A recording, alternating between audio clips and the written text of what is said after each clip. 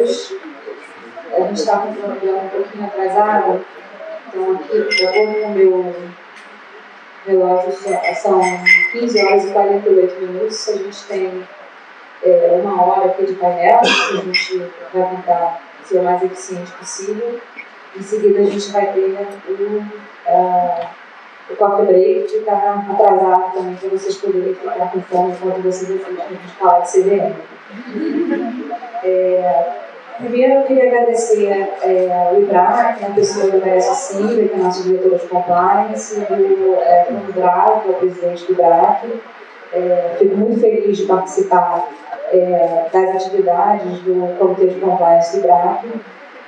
Esse painel ele foi proposto pela minha colega de escritório, Camila Rocha, e por mim. Nós somos do escritório Brown Gonçalves Advogados. E fico muito feliz de estar aqui acompanhada por pessoas que eu admiro. Algumas delas eu tive a oportunidade de trabalhar em assuntos muito interessantes. Eu vou começar pelas meninas aqui do painel. A doutora Marta Saad aqui, que é professora e doutora em Direito Processual Penal na Faculdade de Direito da USP. Ela é professora lá, né? E ela também é sócia do escritório Rufo Doutorante Camargo. A doutora Juliana Botilho é mestre pela Columbia Law School e sócia do escritório Exilic Advogados. E o doutor João Acioli, que é mestre em Economia pelo IBMEC Rio, e é diretor na Comissão de Valores Imobiliários CVM. Queria agradecer aos três. Eu sei que não foi fácil encaixar esse evento na agenda de vocês. Inclusive, o doutor João veio de fora do estado. Assim, queria, de fato, realmente agradecer, porque sei que é difícil combinar os vários horários. O motivo da gente ter proposto esse painel, basicamente, foi nasceu de curiosidade, com base em experiências que a gente teve com empresas que são reguladas pela CVM. A gente observou que raramente assuntos relacionados ao mercado de capital, aos mercados de capitais, são tratados em fóruns de compliance. Para quem tem um background de concorrência ou da lei de corrupção, como eu e como a Camila, que é a minha proponente nesse painel, a gente muitas vezes tentava fazer algumas comparações e via que o sistema da CVM é bastante específico por uma série de motivos. Então a gente achou que era interessante, até em vista de casos recentes, que tem tido bastante espaço na mídia, tentar entender como funciona com base em quem tem experiência, com base na experiência das pessoas que estão atuando na CVM, entender a questão dos acordos, entender como se dá o enforcement. Sabemos que há um projeto de lei também sendo discutido, e para isso a gente convidou esse grupo de pessoas. Vou começar, então, na verdade a primeira pergunta vai para a doutora Juliana e para a doutora Marta, que a gente queria saber, na experiência de vocês, como que se dá a interação entre os diversos órgãos quando ocorrem investigações, né? Porque é muito comum que um ilícito que seja punível pela CVM seja também punível por outras autoridades, né, em outras esferas. Se há uma coordenação, como é essa coordenação e quais são as dificuldades enfrentadas pelos clientes nessas situações? Essa entrevista. Obrigada. Primeiramente, boa tarde a todos. Eu também queria agradecer ao IBRAC, a pessoa da Maria Cília, pelo convite. E agradecer também aos meus colegas de painel. É um prazer estar aqui com vocês, pessoas aqui que tanto admiro. enfim, tendo visto uma parte do painel anterior, que fala de CAD, há diferenças, né? Enfim, acho que o João vai falar mais adiante sobre acordos de cooperação que a CVM tem com outras autoridades, mas falando sobre a perspectiva de uma advogada e de como isso se dá na esfera do nosso cliente, há diversas situações em que falta uma coordenação e que, enfim, você tem investigações instauradas ao mesmo tempo pela CVM, pela Polícia Federal, como você bem disse, ilícitos do mercado de capitais, muitas vezes eles também têm repercussão penal, civil, então, e muitas vezes também por entidades de autorregulação, a BIMA, BSM, a própria Bolsa de Valores, e o que a gente percebe é que há essas diferentes frentes de investigação.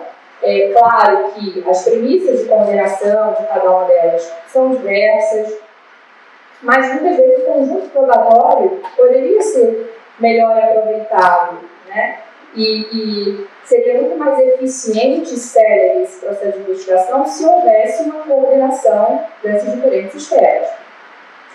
E não é o que a gente identifica. Vem melhorando, mas ainda há muito que ser feito nesse sentido.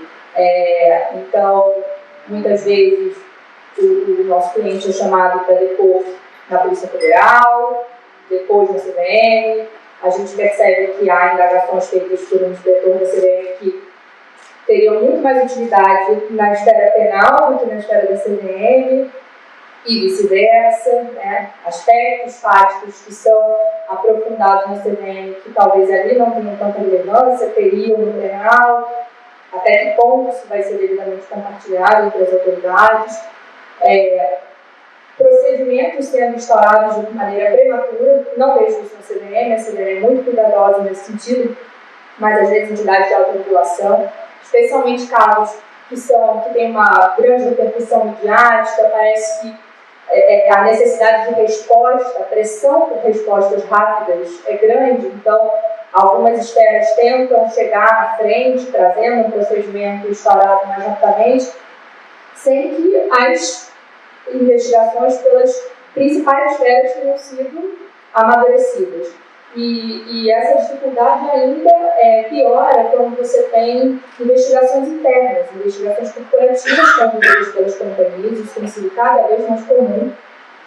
São investigações que, claro, tem que ter muita cautela com a forma como elas são feitas, para não serem maculadas por aspectos de conflito de interesse, mas são investigações que, na maioria das vezes, vão chamar as pessoas para serem ouvidas, para depor em estágios mais avançados, depois de coleta de mais dados, informações, quando já teve depoimento da CVM, já teve depoimento da Polícia Federal. Muitas vezes o cliente fica, mas eu já falei lá, já falei aqui, eu vou ter que falar agora lá na companhia, por quê? E, enfim, tem que se compor uma equipe de advogados de todas essas frentes, naturalmente, e as estratégias de defesa muitas vezes são até diferentes. A melhor estratégia de defesa da CVM não necessariamente seria a mesma no penal, e com isso tudo acontecendo ao mesmo tempo, isso tudo tem que ser feito de forma coordenada. Então, eu vejo como seria muito útil se houvesse uma melhor coordenação, tanto na fase da investigação, e aí depois a gente vai falar dos acordos de leniência, né, dos acordos, lá se chama de leniência, na CVM a gente chama de acordos de supervisão, que, enfim, eu acho que aí é um passo ainda maior que precisaria efetivamente de uma coordenação grande, porque hoje, a meu ver, é algo que não está sendo utilizado. Nunca se teve nenhum acordo até o momento devido a esses problemas que no caso, por exemplo, não existem. Obrigada, Ju. Marta, você quer falar um pouquinho sobre essa questão da coordenação dos autoridades? Boa tarde. Queria agradecer também ao GRAC, na conselheira Cecília, pela organização aqui do primeiro, pela Mariana, Camila, complementar a Juliana e Joana. Querendo ser breve para a gente poder falar sobre todos os aspectos. Eu estou aqui falando de penal, numa mesa sobre condutas da CVM, a criação preliminar da CVM que possa acontecer, mas esse é um problema, a questão da multiplicidade, como foi falado no painel anterior, muito típico do penal econômico, né? Não só em relação às condutas que são crimes, como manipulação de mercado, uso de informação privilegiada, que são os crimes mais comuns ali quando a gente pensa em CVM, mas se a gente pensar no penal tributário, a relação entre o penal e a receita, se a gente pensar no concorrencial, a relação do penal com o CAD, e os conflitos que surgem daí, desde a questão da própria configuração do crime, que muitas vezes precisa de suporte, de informações que venham da instância administrativa, quanto também do próprio intercâmbio probatório que acaba havendo. Então, é comum que haja ou início pela CVM, envio de informações para a esfera criminal, mas isso não pode acontecer em razão de qualquer notícia de um particular, de quem quer que seja. Então, eu acho que a primeira grande dificuldade é a multiplicidade de investigações sobre o mesmo fato, né? E é comum isso, né? Às vezes a gente fala, mas de novo eu vou falar sobre esse assunto?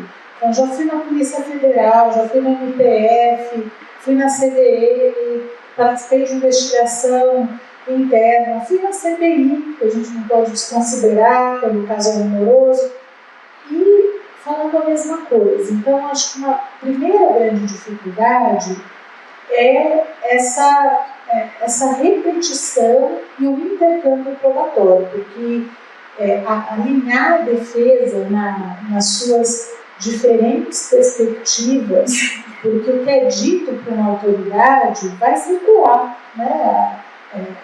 O que a gente chamava antigamente em processo de prova emprestada, que hoje se chama compartilhamento de provas, né? Que é muito mais fluido, que não tem tantos requisitos, né?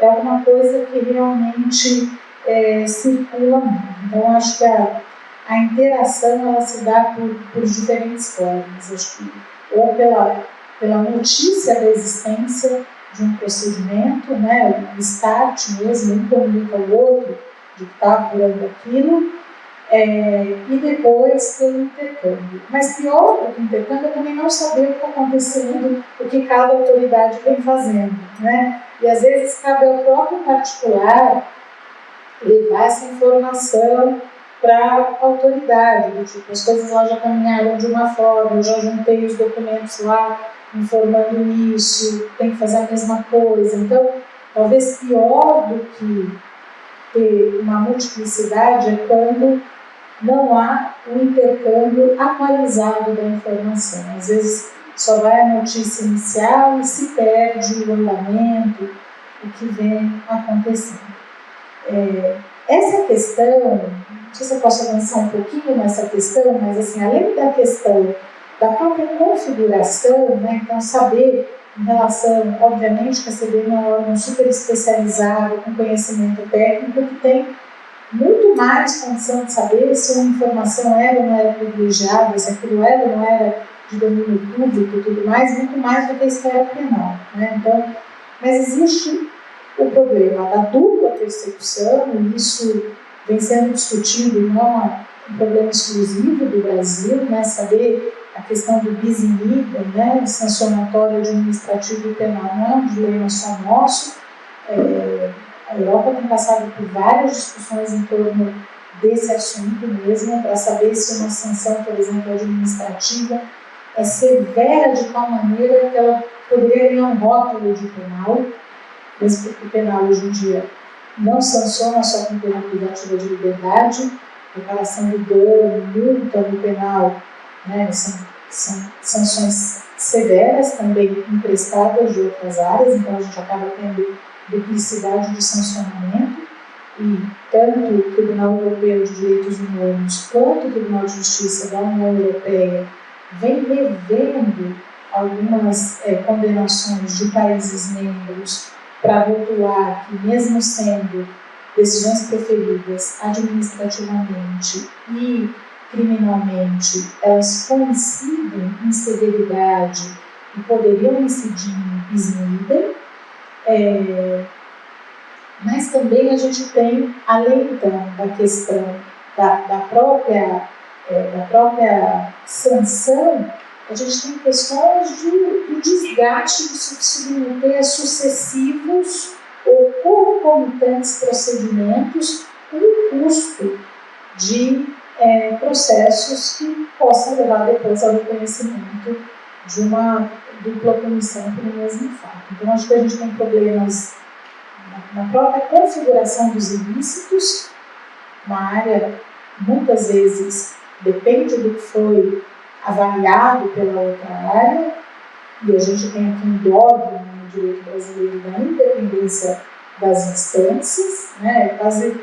Isso é repetido à exaustão, né, há muito tempo. Eu acho que sem ter os olhos da realidade do que vem acontecendo agora, pensando em improbidade, em penal, em processo administrativo sancionador, a gente tem um problema do custo dos procedimentos mesmo, tanto do lado do Estado, empreendendo vários esforços, quanto do lado do particular, quer dizer, de uma equipe de advogados, e no ponto final a gente tem um problema de um sancionamento que pode ser excessivo em razão de uma dupla, tripla, quando a gente tem civil, administrativo e penal, e ainda muitas vezes a questão reputacional mesmo, né, desses processos, me parecem dificuldades grandes, que obviamente, de novo, não são exclusivas da questão do mercado de capitais, são muito típicas do penal empresarial. Acho que a única área que avançou mais em relação a esse assunto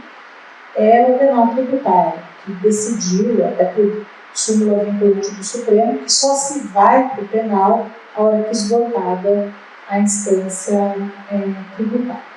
Eu acho que numa primeira questão, depois a gente vai falar um pouco mais de acordo, né?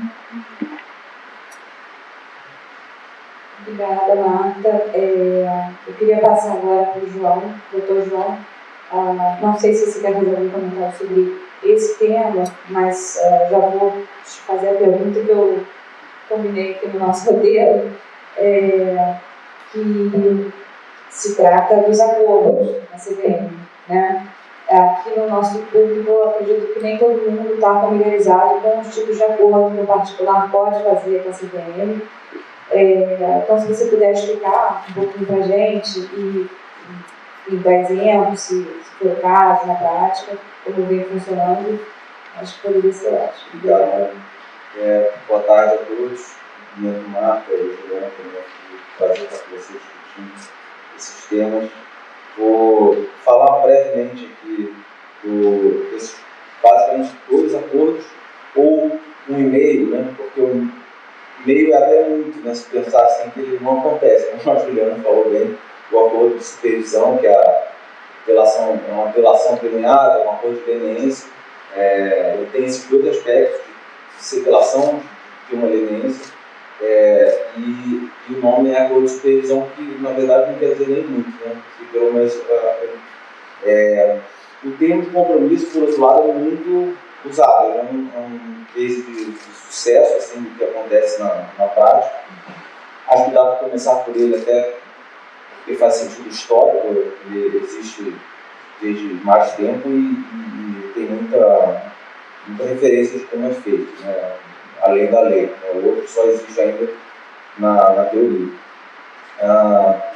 O termo de compromisso, ele tem umas características que acho que fazem parte da prática dele, que explicam esse sucesso, e especialmente quando se contrapõe com o acordo de supervisão, que não acontece, e além dos problemas que a Juliana e a Marta apontaram, acho que tem alguns outros que eu talvez dê para brevemente mencionar aqui.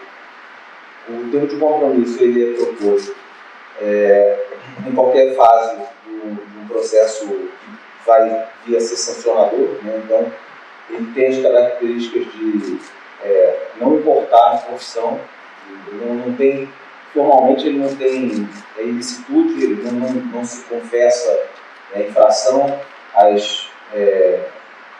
apesar de contra-intuitivo, muitas vezes as propostas vêm assim, vou pagar uma multa de tanto, vou ser inabilitado por tanto tempo, uma descrição das penalidades, porque na prática é uma penalidade, se você pensar no formalismo jurídico, mas em termos de incentivos econômicos e tudo mais, e até da mensagem que se passa, né, muitas vezes para mensagem de comunicação pública e percepção, que acaba compõe a realidade dos processos. A Juliana até comentou como que às vezes essas expressões acabam gerando processos menos instruídos em outras esferas, isso não está na lei, mas está na realidade.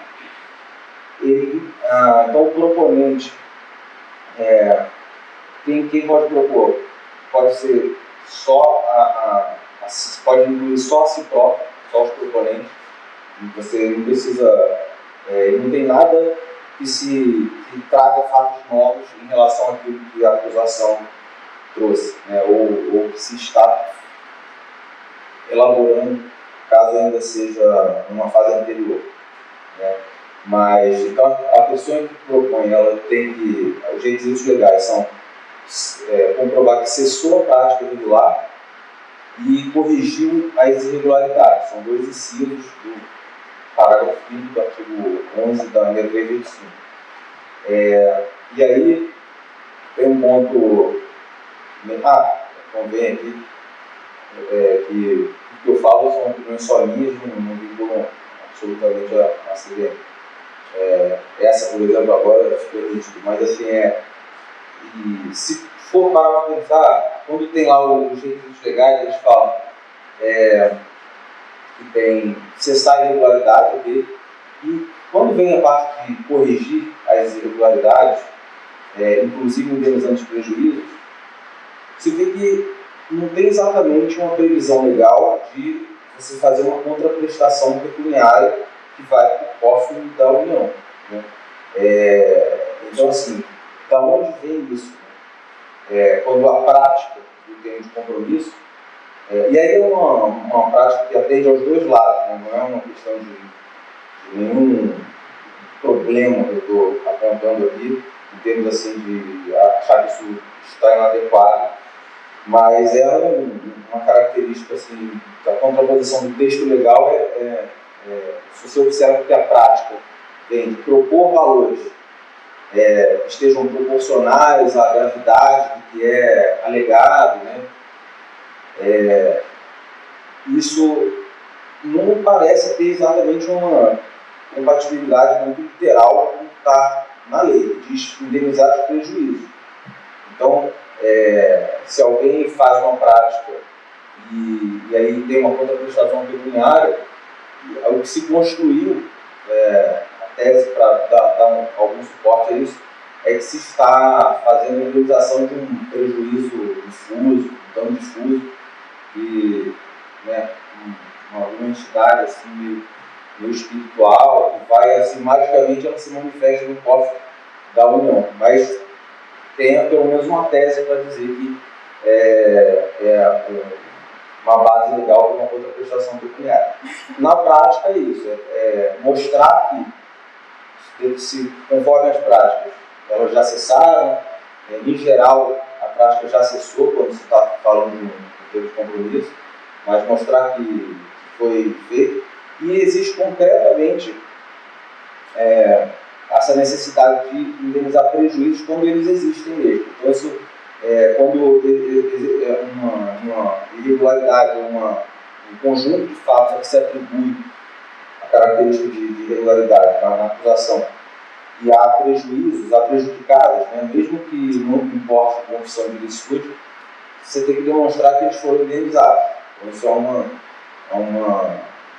uma característica necessária. A partir daí tem outro complemento, que essa contraprestação pecuniária de uma monta tal que seja suficiente para indenizar esse dano difuso aí, mas isso acontece bastante, ele tem bastante sucesso, muito por causa do incentivo de não de encerrar o processo, de ter uma economia processual do lado de quem propõe,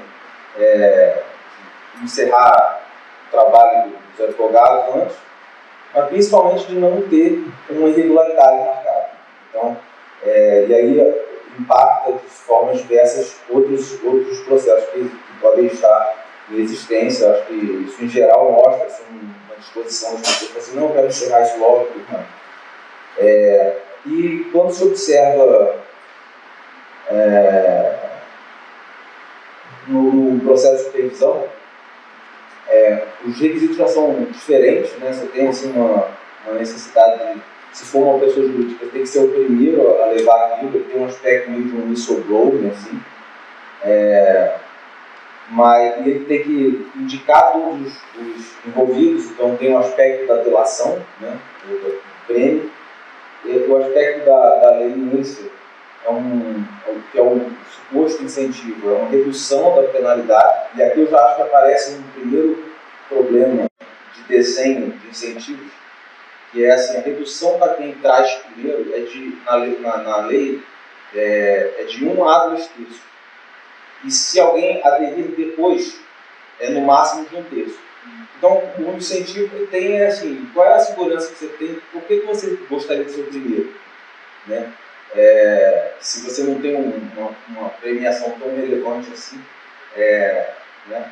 E você pode, se for o primeiro, em termos de pessoas naturais, tem as questões de poder ser, não ter pena nenhuma, mas não tem segurança. Assim. Se você comparar com o que whistleblower lá fora, por exemplo, você leva um success fee, assim, leva uma informação da Antigo lá para a SSI, ou para alguma questão concorrencial, tem uma multa, quem denunciou leva um prêmio, assim, fortuna.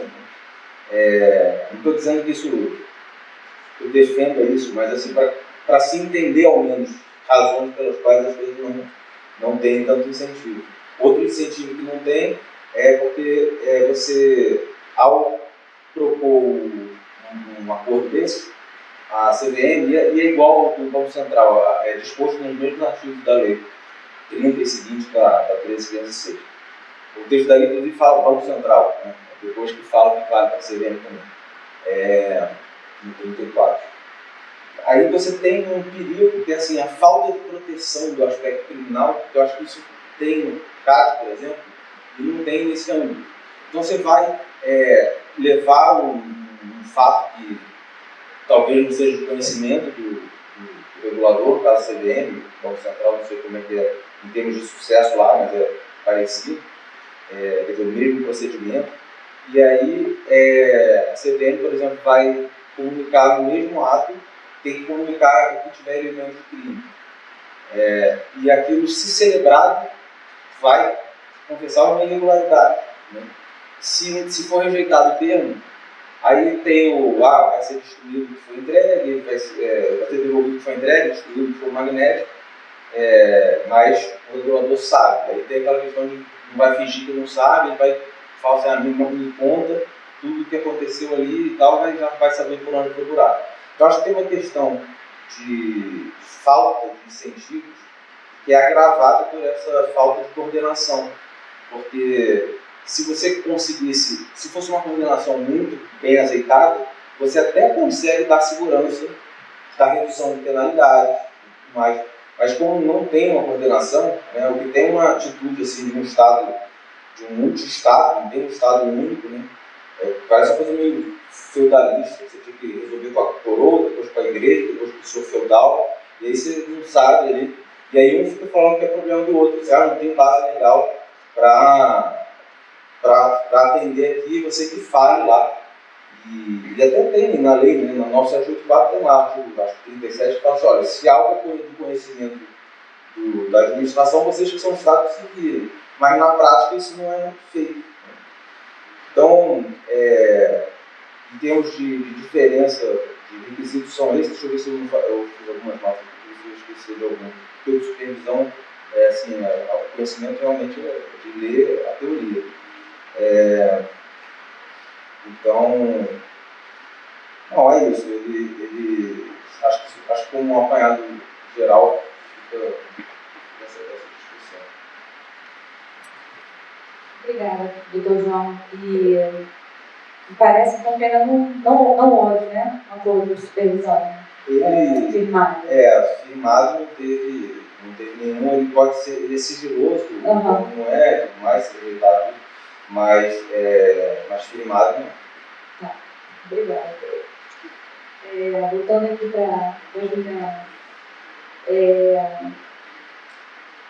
se o cliente chega para você e está sendo investigado e ele tem interesse em colaborar com a CVM, seja para dar fim ao assunto, seja para uma questão educacional, como que normalmente é o caminho para essa colaboração, considerando essas limitações, né, que você já contou, o João já contou, e Marta, e na prática, o que você normalmente recomenda? Quais os seus comentários a respeito? Bom, só fazendo algumas complementações, enfim, acho que o João já explicou muito bem as diferenças de termos de compromisso, o acordo de supervisão, e de fato, né, ainda não houve o acordo de supervisão que surgiu em 2017, até o presente momento não foi firmado nenhum âmbito da CVM. A gente vê situações de autarquia, fala, estimula, né, mas existem esses entraves que, a meu ver, se não forem solucionados, não haverá, né? Do nosso lado do advogado, o que eu posso dizer é que a recomendação é não fazer o acordo de supervisão, porque hoje você não tem, né, o que você falou no painel, a segurança jurídica, essa coordenação, você ter o Ministério Público sentado desde o início na negociação e essa extensão dos efeitos também para a área criminal, você não tem. Então, não só não ajuda muito, porque a depender da situação que você vai conseguir, né, na CVM é pouco, como vai te atrapalhar em outras esferas, né? Então, em relação ao termo de compromisso, é muito comum, a gente sempre recomenda ao cliente, porque de fato você não precisa ter confusão, né? E você tem a oportunidade de encerrar aquele procedimento. O grande obstáculo do termo de compromisso é a indenização dos prejuízos. Isso, de fato, é um grande obstáculo, porque há situações em que não tem como se indenizar o prejuízo. E isso eu acho que é uma distorção do nosso ordenamento. Deveria haver, no mínimo, uma gradação ou uma individualização das condutas, porque muitas vezes você tem um ilícito, que você tem um processo que a CVM está condenando tanto a companhia aberta quanto o administrador. A companhia cometeu aquele ilícito de alguma forma, mas o administrador está ali porque ele é, né, quem representa a companhia, né, ele é o centro de imputação. Como pessoa física, ele não tem condição, às vezes, de indenizar um prejuízo que é gigante, né, e às vezes ele quer celebrar o termo de compromisso, mas se a companhia não está ali junto e vai celebrar com ele, indenizar os prejuízos, ele não tem condição de celebrar, enfim, e vai para o julgamento. Então, em relação a termos de compromisso, eu acho que o grande obstáculo é esse. Normalmente, a gente recomenda o cliente, mas em situações que, quando tem um prejuízo gigante, fala, não, melhor ir para o julgamento. Não faz o menor sentido, porque, a depender do tipo de infração, o máximo de multa que ele pode tomar é bem menor do que a indenização que ele teria que puxar. Com relação ao acordo de supervisão, o grande problema é esse, né? Enfim, você tem toda essa vantagem que a legislação trouxe, de você ter você vai apresentar, isso vai ficar sob sigilo, né? Inclusive o comitê dentro da CVM que analisa os acordos de supervisão, ele não é composto por ninguém do colegiado, que é o órgão que vai julgar. Então, isso tudo é negociado no âmbito desse comitê. Se esse acordo não for celebrado, seja porque o comitê não aprovou, seja porque o próprio proponente desistiu, existe essa garantia de que tudo vai ser destruído, não poderá ser utilizado contra você. Porém, a CVM, isso não impacta no dever legal da CVM, né, de comunicar indícios de crime de ação civil pública pelo Ministério Público, não impacta, não interfere, né, no que o Ministério Público deve fazer, recebendo essas informações. Ou seja, você tem o potencial de receber essas contrapartidas em relação à infração administrativa na CVM, como ele falou, a depender do caso, se você for o primeiro proponente e se a CVM não tiver conhecimento ainda daquela infração, você pode ter uma extinção da sua punibilidade, se não de uma redução de pena de 1 a 2 terços. Você tem que ter a condição, tem que se comprometer, né, a trazer provas e a apontar os demais culpados. Então, claro, para o regulador, para a CVM, tem uma série de vantagens, né? A vantagem de você conseguir ter uma abrangência maior na punição da tramitação, alcançando infratores que talvez você não conseguisse alcançar sem essa relação, uma redução, naturalmente, dos custos processuais, uma maior celeridade e eficiência na tramitação desse processo. Porém, o que a co-parlamentarista que ninguém propõe, né? Porque se você não tem essa extensão dos efeitos para a área criminal, é muito complicado. E não tem também para a área civil. Então, você muitas vezes é isso. A sua pena na CVM, ela não vai, dependendo do tipo de infração, ela não vai ser tão grande quanto o prejuízo. E se você trouxer isso para o autônomo, você pode ter que indenizar prejuízo no judiciário, né? Demandas judiciais. Então, a norma expressamente diz que isso não interfere no seu dever de indenizar os danos causados. Então, esse é um grande problema.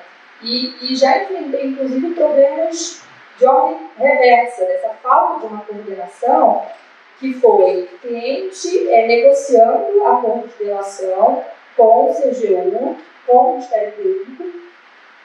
CVM vem e pede, né, dentro do âmbito do poder fiscalizatório que ela tem, né, é previsto na Lei 6385, pede documentação. Documentação que está sendo apresentada para o Ministério Público no âmbito dessa negociação, desse acordo de delação ali. Só que, assim, o cliente tem que apresentar para a CVM, porque a CVM está ali cumprindo o seu dever legal de fiscalização. Por outro lado, essa mesma documentação está no âmbito de uma negociação de acordo com o Ministério Público sob sigilo, sob confidencialidade, e com toda a proteção legal da justiça negocial, ou seja, isso aqui, se não for celebrado esse acordo, não poderá ser utilizado e tal. CVM, por sua vez, tem o dever legal de, ao receber algo que tem indício de ação de crime, avisar o Ministério Público. Só que não é o mesmo procurador com quem a gente está fazendo esse acordo aqui. Então, você tem que entregar o documento para a CVM e a CVM tem que entregar para o Ministério Público. Muitas vezes não é o mesmo com quem você está negociando, então até desincentiva a negociação do acordo com o Ministério Público que você está fazendo.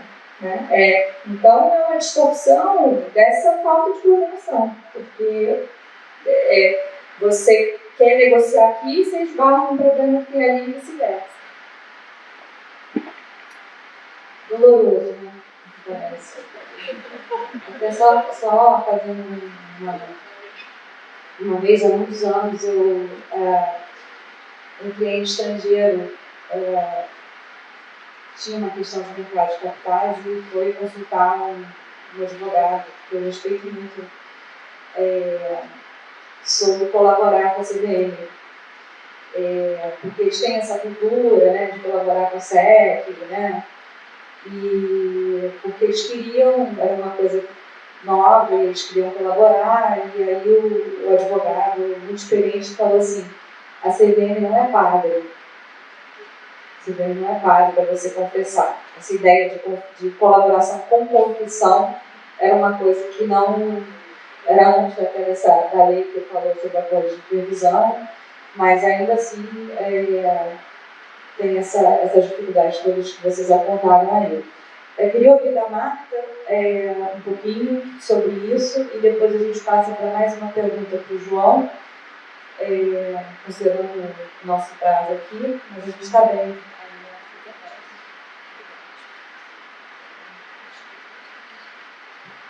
Acho que já foi dito aqui, acho que o grande problema dos acordos previstos no âmbito da CVM é que eles não têm repercussão, né, uma questão que resolva conjuntamente o problema criminal. Né? A solução para isso seria conseguir colocar as duas autoridades sentadas, né, diante de ferenda, né, para poder negociar acordos que resolvessem as duas esferas. Daí eu vou falar um pouquinho do que tem no penal. Né? O penal é uma coisa recente, a questão dos acordos. Os acordos começaram para crimes de menor potencial ofensivo lá atrás, em 95. O conceito de menor potencial ofensivo foi aumentando, né? Então hoje são crimes punidos com até 2 anos. E daí dentro dessa ideia, né, de menor potencial ofensivo, a gente saltou para um outro tipo de acordo, que é acordo de colaboração premiada para organização criminosa. Outra ideia que não tem nada a ver com menor potencial ofensivo. Então, a gente tem 2 tipos de acordos, que são ou os acordos que são juízos de conveniência, de término antecipado do procedimento, sem confissão, que é a ideia dos crimes de menor potencial ofensivo, por meio de transação ou de suspensão, e depois o acordo de colaboração premiada, que aí sim exigia confissão, que o sujeito, aproximando o direito ao silêncio, se tornasse uma fonte de prova, colaborasse com as autoridades e tudo mais. E com a lei anticrime, a gente passou a ter um terceiro tipo de acordo, chamado acordo de não persecução penal. E ele é um mix. Por quê? Porque ele envolve uma criminalidade média, eu diria assim, porque ele cabe para crimes praticados sem violência ou grave ameaça, cuja pena mínima não exceda 4 anos, ou seja, muita coisa, abandona a ideia da pena máxima e passa a usar a pena mínima. Então, os 2 crimes mais graves de mercado de capitais estão inseridos nisso, tanto a manipulação quanto o uso indevido de informação, o outro que é o exercício irregular de cargo, função e tal, infração de menor potencial ofensivo. Então, a rigor, eles comportariam acordo de não persecução penal. Mas a gente tem uma coisa muito esquisita no acordo de não persecução penal, porque ele se volta só para aquele caso, ele não exige colaboração, ou seja, não precisa empregar outras pessoas, eu não me torno fonte de prova, mas ele exige confissão. Uma confissão quase com rigor moral, porque ela não serve para nada. É uma confissão, se for descumprida, a pessoa vai ter uma ação penal, não pode usar a confissão, não tem previsão do que acontece com aquele acordo. Então, assim, se outra esfera pede acesso àquele acordo, ainda que peça, né? Só de saber que a pessoa fez acordo de não persecução penal, a gente já sabe que ela confessou, porque isso é pré-requisito.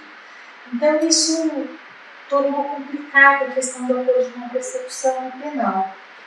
E ela não é o que vem se entendendo, um direito subjetivo do sujeito. Então, ainda que ele preencha todos os requisitos, não tenha usado nos últimos 5 anos, faça jus àquilo, depende de uma análise do Ministério Público sobre a suficiência daquele acordo para fins de repressão e prevenção daquele delito. Então, é uma zona de insegurança, ainda que cabível, preenchidos os requisitos objetivos, tem uma carga de discricionariedade grande do Ministério Público que não é superada pelo juiz, nem por nada disso, é um controle interno do próprio Ministério Público saber sobre o cabimento ou não. Então, fazendo uma junção, né, por exemplo, se a gente fosse combinar um acordo com outro, o acordo de supervisão exigiria um acordo de colaboração premiada. Eu acho que ele seria assim, um acordo irmão na esfera penal. Em relação à supervisão, seria um acordo de não persecução penal, com o uso aqui de ter confissão e de depender muito ali do Ministério Público verificar a questão da conduta, se isso seria suficiente ou não. Em termos de pena, é cabível. Aliás, é muito estranha a pena, né? A pena do mercado de manipulação de mercado de capitais tem assim, um gap enorme, de 1 a 8 anos. Quer dizer, entre a pena mínima e a pena máxima é uma diferença enorme, né?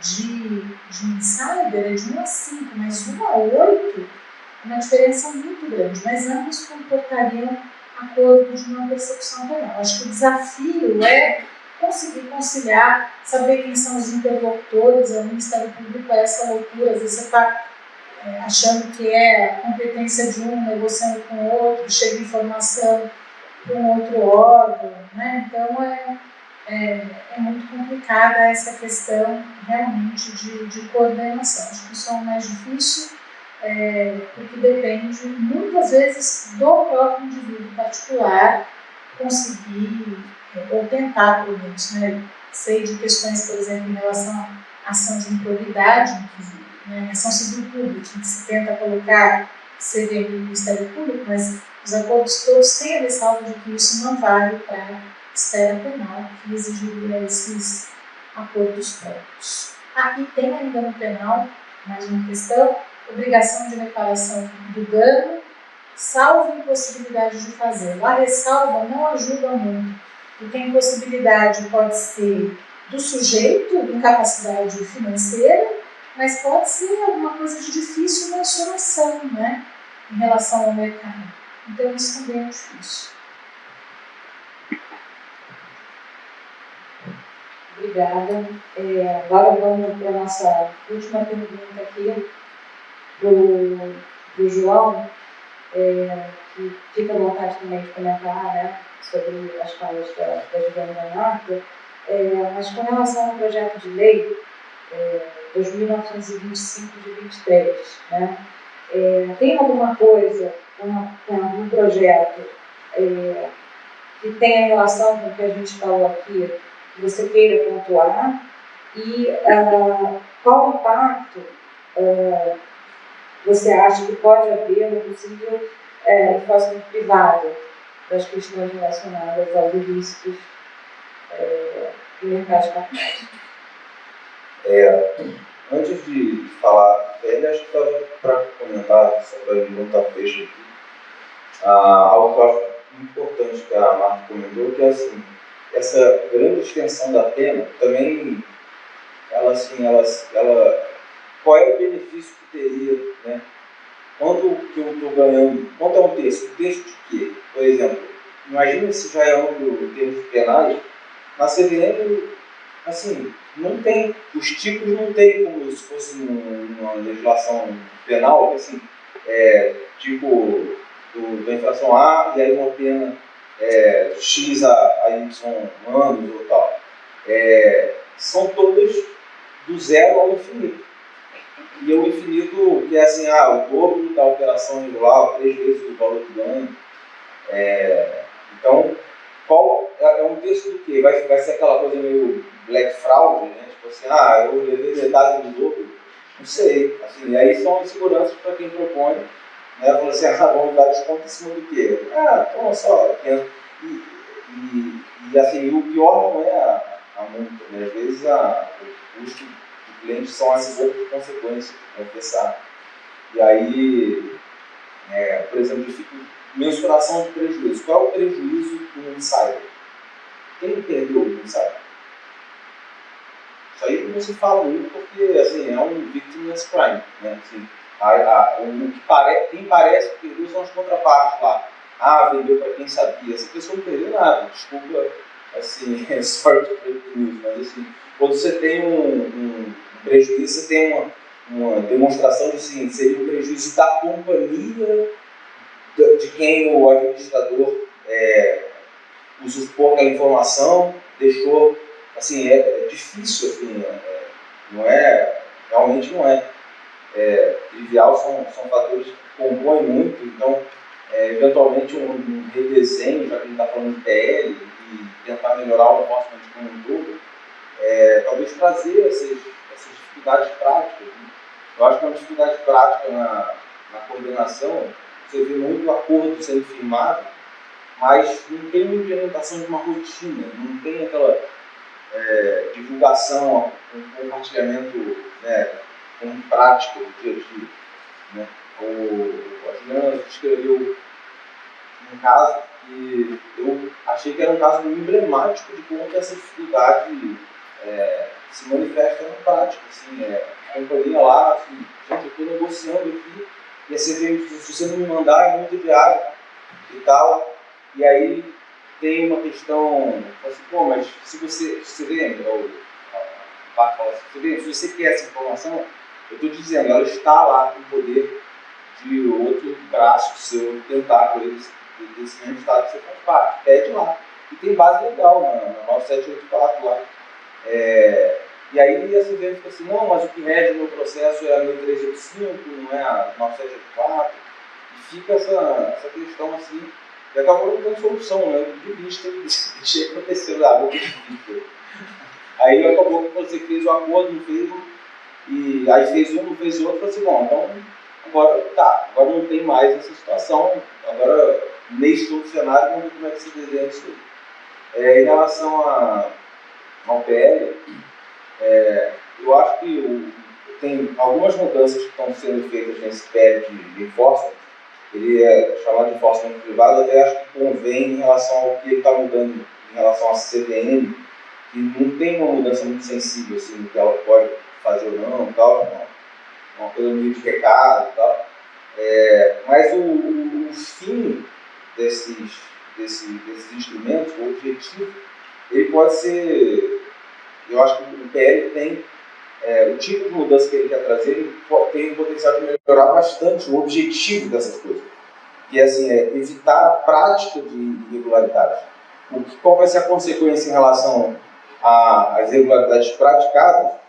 É difícil falar em termos de acordo, por exemplo. Você pode ter uma visão assim, vou fazer um termo de compromisso, mas vai estar mais fácil, por exemplo, que os prejudicados vão querer pedir indenização. Pode ser um desincentivo à propositura de um termo. Pode ser algo que suponho que iria entrar na esfera de deliberação lá de quem vai propor. Fala assim, se eu propuser isso aqui, eu vou levar uma ação coletiva de indenização de prejuízos, ou o fato de ter uma ação já proposta, eventualmente já ter uma mensuração de dano, pode facilitar também, assim, não sei, o impacto sobre essa esfera do consensual, acho que dá para só ser diferente, não sei, não tem menor utilidade qualquer chute que eu fizesse aqui, mas eu acho que o que tem utilidade é pensar que, dando mais instrumentos para que mais prejudicados possam buscar essa efetiva indenização, eu acredito mais no caminho da ação derivada. Não sei se tem ação coletiva de prejuízos sofridos diretamente por investidores, no PL, e tem um outro lado que, quando se trata de companhias, tem uma figura de uma forma de buscar a indenização, que é a seguinte: olha, quem foi prejudicado por determinada violação de um controlador ou de um administrador foi a companhia, e os investidores perdem indiretamente porque a companhia foi prejudicada. Então você tem uma discussão filosófica entre assim, o investidor foi prejudicado porque vamos dizer assim, um exemplo básico, a ação dele desvalorizou. A companhia causou isso, ele processa a companhia,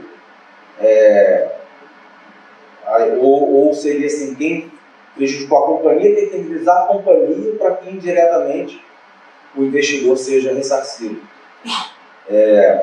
Eu acho que essa segunda linha me parece ser mais robusta, assim, né? Mas em caso, assim, eventualmente prejuízos que sejam próprios dos investidores, não é muito fácil para mim imaginar algum que não seja indireto via companhia. Mas, havendo algum, faz sentido que possa haver algum mecanismo de ação coletiva. A experiência americana, por exemplo, mostra uma distorção muito séria, né? Os prejuízos são reflexos da condição de acionista da companhia, que foi prejudicada, e aí entra um grupo de prejudicados de acionistas que se sentiram prejudicados por alguma falha e processam a companhia. É mais ou menos assim: nós 4 temos um carro em condomínio e eu estou dirigindo e eu bato o carro, quero o farol direito. Aí vocês falam assim: pô, minha participação no carro diminuiu de valor, né? Eu deveria indenizar vocês, eu causei aquilo. Mas vocês pensam assim: pô, vamos processar então o carro, né? Aí o carro é processado e ele assim, como é que ele vai indenizar a vocês? Ele tem que vender um outro farol para poder indenizar. E assim, em última análise, os acionistas perdem 2 vezes. Eles perdem com o primeiro prejuízo e perdem depois quando indenizam. Se você pensar numa base acionária como uma entidade, é a base acionária tirando dinheiro de um bolso para botar no outro. No meio do caminho fica metade do dinheiro no bolso do advogado. Então, assim, e é isso que explica muito desse fenômeno nos Estados Unidos, né? O desenho do PL é bastante atento a problemas do sistema americano, não é a mesma coisa. Então, assim, em princípio, não é a companhia que responde, é a pessoa que causou aquilo, né? Então, assim, isso é um grande avanço institucional. Mas eventualmente tem reflexo, por exemplo. Quem é que vai pagar isso? É um seguro. Quem é que vai pagar o seguro? É a companhia. Quem é a companhia? São os acionistas. No fundo, ainda tem um certo, assim, uma semelhança econômica em última análise da questão. Mas eu acho que em termos dos objetivos, as melhores que o PL quer fazer, a implementação delas, eu acho que cabe ainda discussão, mas assim, ele está sendo sempre aprimorado. Isso seria uma melhora para o sistema, para evitar a prática de irregularidades, por desestímulo, né, quanto mais consequência tem. Mas assim, eu acho que ele é talvez uma oportunidade de trazer melhores institucionais para esse caso, mas em relação à dificuldade dos acordos, eu acho que merecem uma discussão mais ampla, até mais específica a ele, porque todas as coisas que a gente conversou aqui, eles não são muito objeto desse PL. Eu acho que o PL é bem-vindo para o mercado, por outras razões, né? E esses problemas persistirão e merecem uma rediscussão. Queria agradecer. Eu tenho várias perguntas para todos eles aqui. Queria agradecer aos nossos panelistas. Perguntas não porque as discussões não foram claras, mas justamente porque foram claras, aí abrem novas perguntas. Espero que a gente tenha a oportunidade de discutir no futuro. Novamente agradecer a participação de vocês, tá? E a gente vai ter que finalizar por conta do tempo. Obrigada a todos.